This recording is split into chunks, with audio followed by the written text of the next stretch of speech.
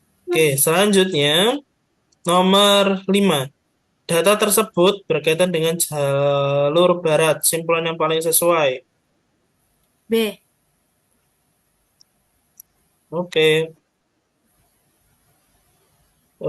lanjut nomor 6. Dampak migrasi nenek moyang terhadap kebudayaan Nusantara. Nomor berapa? Yang E. Oh, benar.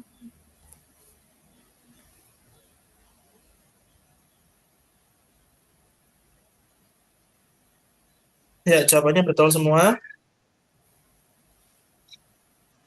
7. Peta tersebut menunjukkan bahwa B.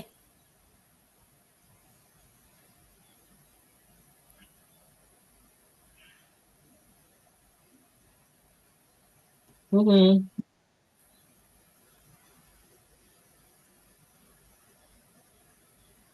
oke, betul. Selanjutnya nomor 8. Antropolog dua suku. B. Oke, betul. Nomor 9 di sini Yunan Semenanjung ke jalur barat. Migrasinya ini disebut migrasi dari bangsa apa? Dari Proto Yunan. Melayu. Bangsanya apa?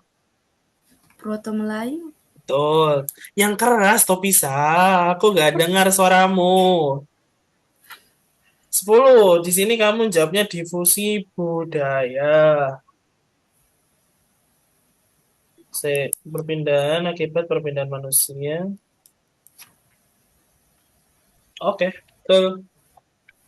Ya, sudah mulai menemukan polanya. Oke, lanjut pilihan ganda yang ketiga. Ini sama sampai nomor 10 lagi. Ya,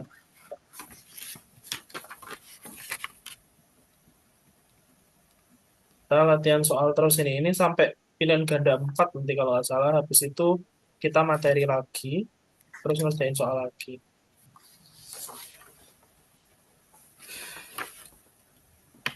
Betul.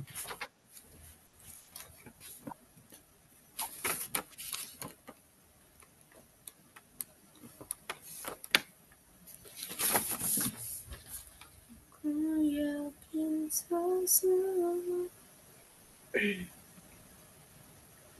jika kau cinta, kenapa kau pergi? Sebab tanpamu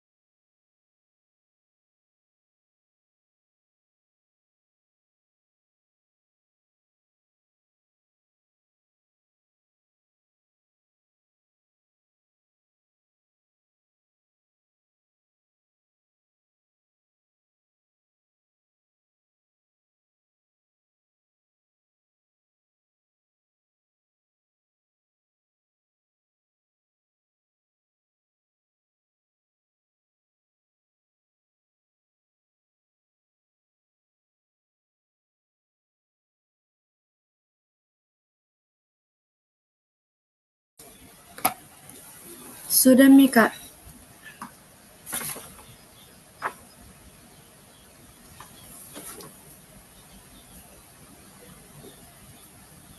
Oke, wait, screenku mati. Mana sih? Ku yakin saya selalu. Bentar ya.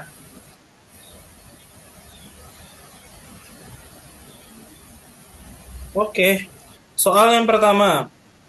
Jalur tersebut faktor geografis yang menentukan berkembang kerajaan maritim di Nusantara. B. Betul. Menjadi wilayah di jalur perdagangan laut.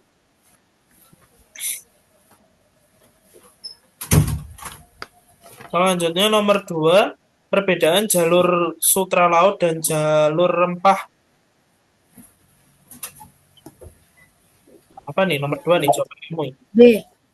Yang B. B.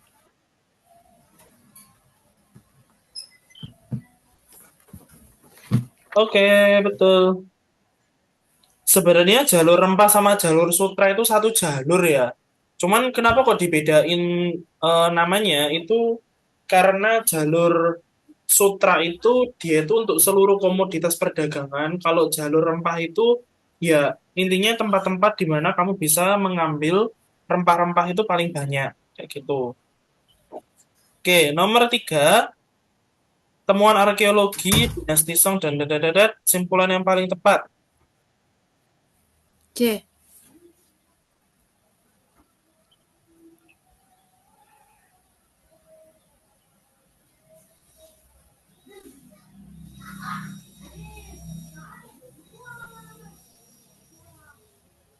Oke, betul. Nomor 4, Kerajaan Sriwijaya. Kenapa? B. Oke, betul. Nomor 5, berdasarkan grafik alasan bangsa asing. B.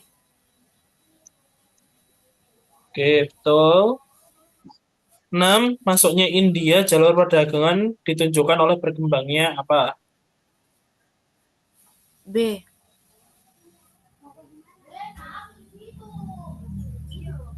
Oke, kalau teknik pembuatan porselen ini dari mana? Yang nomor berapa Kak?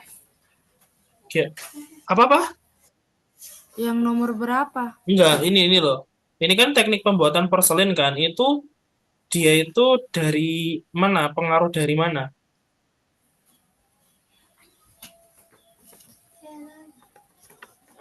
Kalau pembuatan porselen. Ayo, dari negara mana? Tadi baru kita bahas. Di soal tadi ada juga. Iya, ada Kak. Ada.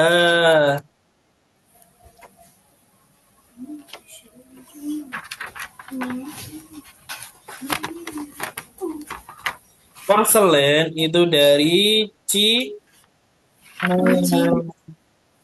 Yuan. Yuan itu dari mana?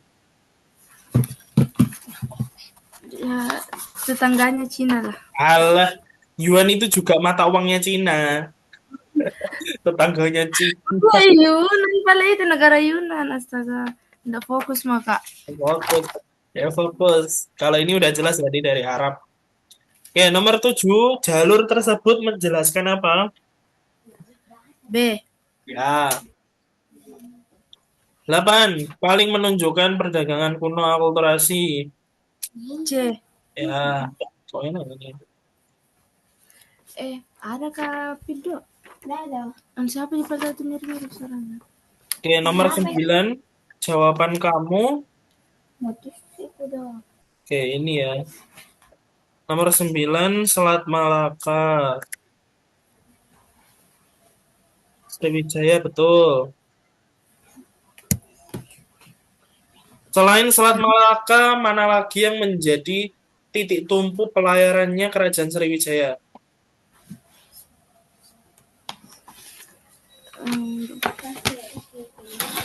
Selain Selat Malaka di mana lagi? Ada satu lagi yang dia itu jadi jalur penting.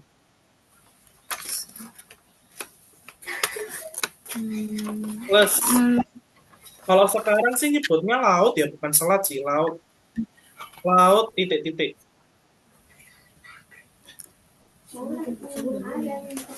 Awalannya C. ah, Astaga. Laut Cina Selatan. Atau kalau sekarang itu sebutannya adalah Laut Natuna Utara.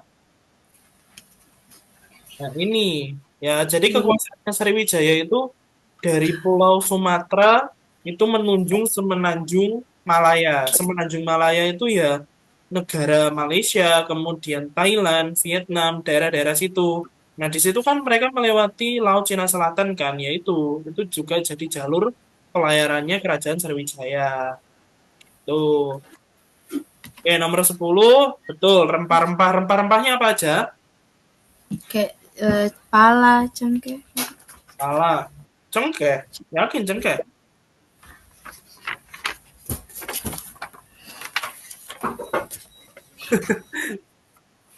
Nah, kemudian ini nggak tahu ya apa ya namanya ya. Pokoknya ada tapi bukan bukan cengkeh sih. Ada lagi yang dia itu buat bumbu masak, coba saya lupa namanya apa. Dan ada didit dan didit gitu. Oke, ya. Mudah sih. Oke, terakhir pilihan ganda yang keempat. Ini the last yang kita pelajari hari ini tadi. 10 soal sama. Ku kerja ini Kak, yang soal 4. Ya, soal 4.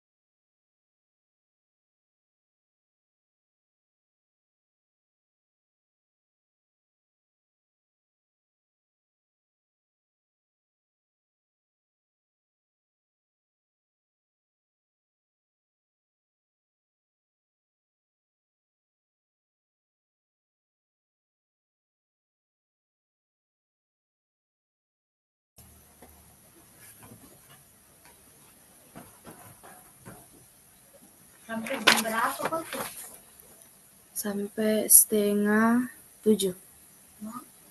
Sudahkah? Bisa? Sudah? Iya Kak, sudah Mi. Oke. Nomor 1. Nah, gambarnya ini telah apa? Ini gambar apa sih? Gambar apa ini? Juga gambar-gambar hewan. Bukan gambar hewannya. Ini tuh bendanya itu namanya apa? Zaman apa sih ini? Kalau kita lihat bendanya ini, kira-kira dia di zaman apa? Masa aksara. Iya benar, masa aksara. Tapi pasnya masa apa?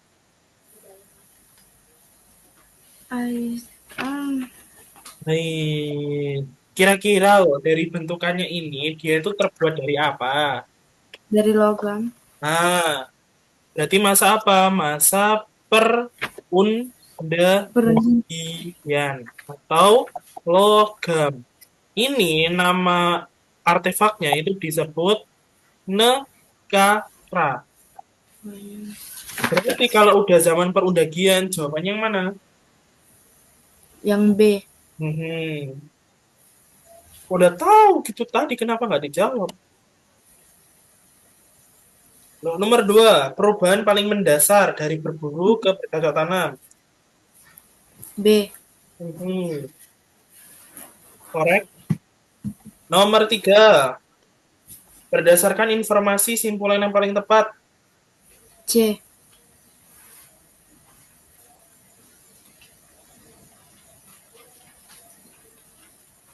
Ya, betul. 4, kapak genggam serpih. B. Nomor berapa? Nomor 4. Oh iya. Biasa. Tunggu. Salah menulis makanya. Yakinkah jawab 4? Enggak. C. Kapak genggam soalnya. Yang C ya, berburu peramu. 5. Tunggu. Gimana jawaban Mas? Ini logamnya ada banyak, berarti sistem sosialnya gimana? A. Masa apa kalau yang ini tuh namanya? Ini berarti termasuk masa apa? Tadi baru kita bahas. Yang logam. Yang perundagian. Perundagian, betul. 6. Manakah hubungan paling tepat perkembangan teknologi dengan perubahan ekonomi? B. Betul.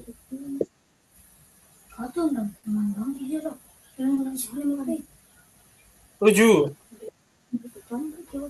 B.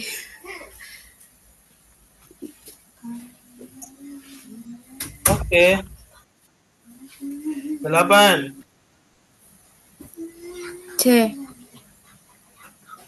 Kalau totemisme itu mempercayai apa? Apa? Totemisme.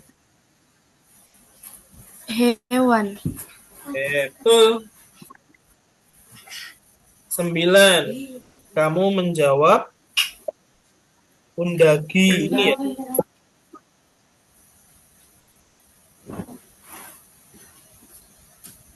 Kalau 10, tahu jawabnya acire bertengkar. Dewa bertengkar ya. Jangan kok pakai HP sambil dicas. Meledak nanti. Terserah. Oke, undagi itu nama lainnya siapa? Nomor 9. Ini betul undagi. Nama lainnya undagi itu siapa? Pernah jika dengar itu? Apa? Nggak tahu kah? Nama lainnya adalah Pernah jika dengar itu undagi. Kenapa bisa? Enggak jika. Undagi itu nama lainnya adalah pandai besi kalau di zaman sekarang ya. 10 betul namanya acire perdu. Ya, kalau bivalve itu apa?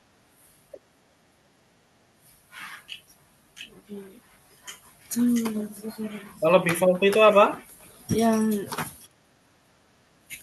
tunggu dulu, cetakan yang dari logam apa?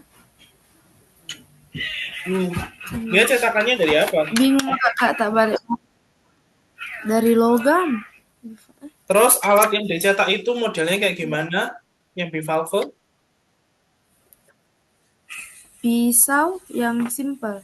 Oke, betul. Kalau yang Ancire Perdu itu yang dicetak itu yang kayak gimana?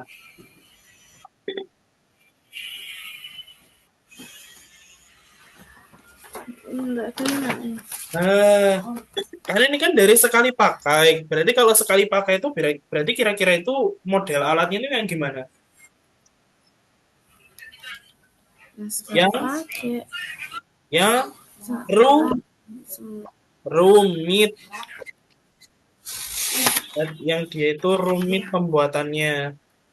Contohnya apa? Contohnya arca, perhiasan,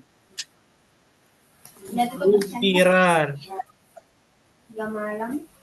Perhiasan itu contohnya kayak nekara tadi, nekara yang kamu lihat di awal tadi, di sini, dia kan ada ukiran seperti kayak ukiran-ukiran kan. Nah ini tuh ukirannya itu nggak bisa dibuat pakai cetakan yang udah pakem. Jadi dia tuh cetakannya itu harus diukir dulu di tanah atau di lilin. Nah makanya ini dia nyatanya pakai Acire Perdu. Nah model-modelan yang hasil cetakan Acire Perdu itu biasanya dia dipakai untuk acara apa? Acara adat adat atau acara religi. Nah, ini fungsionalitasnya. Kalau yang bivalve itu untuk kebutuhan sehari-hari, kalau yang acara perdu untuk upacara adat ataupun acara religi. Oke, jelas ya? Bisa ya? Iya Kak. Oke. Oke, Pisa, kamu punya PR sama ya. Kamu harus banyak belajar pengetahuan umum. Ya, kamu search aja udah, search nama-nama apa gitu kayak di dunia ataupun di Indonesia. Minimal, oke, minimal itu pengetahuan dasar tentang Indonesia deh. Contohnya, berapa jumlah provinsi di Indonesia? Berapa sekarang provinsi di Indonesia? 38 atau 40. Oh, yakin kan? Tunggu dulu. Antara 38 dengan 40. Provinsi di Indonesia sekarang itu ada 38. Ya, ibu kotanya kamu harus hafalin juga ibu kota provinsi A, B, C, D, E, F, G, dan Z dari 38 itu. Oh, itu dihafalin. Kemudian nama-nama suku, suku yang ada di masing-masing provinsi deh minimal. Di provinsi A itu suku apa yang mayoritas B, C, D, E. Kemudian nama-nama bentang alam, nama-nama gunung, nama-nama sungai, kemudian tempat-tempat ikonik, misalnya tempat ikonik yang ada di kota Pontianak apa? Kota Pontianak itu kan kota yang terletak di 0 derajat Katulistiwa. Ada monumen uniknya yaitu monumen 0 derajat di situ. Kemudian kalau di kota Manokwari itu apa tempat ikoniknya? Nah itu kamu cari tahu sendiri. Kalau nggak nyari tahu sendiri susah nanti kamu. Itu ya. Jadi kamu cari-cari tahu ya dan juga mungkin nama-nama kota itu kamu perlu melihat dan membaca secara seksama dari peta. Kamu harus belajar baca peta juga. Kamu punya atlas gak? Nah, nanti aku bagikan atlas juga. Nanti aku masukkan ke Google Drive. Nanti intinya kamu bisa baca-baca langsung dari situ. Ya, nanti kalau kamu akses Google Drive eh, ini yang aku share di deskripsi itu semuanya insya Allah akan aku upload secara berkala. Nanti kamu bisa baca-baca di situ, pelajari di situ. Tentunya yang aku share itu yang sifatnya materi yang susah. Kalau materi yang mudah seperti yang aku mention sebelumnya, seperti apa tuh namanya? pengetahuan umum itu kamu harus cari tahu sendiri karena itu perkembangannya itu sangat cepat untuk pengetahuan umum. Contoh, kamu ini nggak ngikutin berita gempa bumi di Venezuela? Iya, sedikit. Gempa bumi di Venezuela itu selain di Venezuela, di mana lagi yang terjadi gempa bumi? Pada Yang waktu di yang bersamaan. Sulawesi Tengah. Ya, di Sulawesi itu di mana lagi? Ada itu di beberapa titik di berbagai negara itu berbarengan sih. Mana lagi? Itu juga tahu, Kak. Nah, itu dicari tahu ya. Hal-hal seperti itu, informasi up to date itu kamu coba ikuti. Sebenarnya kalau kamu pengen lebih cepat cari tahu itu, kamu ikuti aja cari medsosnya atau akun Instagram dari info-info fakta-fakta unik kayak gitu. Nanti kamu pasti akan dapat info terbaru tentang pengetahuan umum dan itu nanti bisa jadi bahan bacaan kamu juga kayak gitu. Atau cari di YouTube deh, biasanya udah dirangkum di situ. Tuh.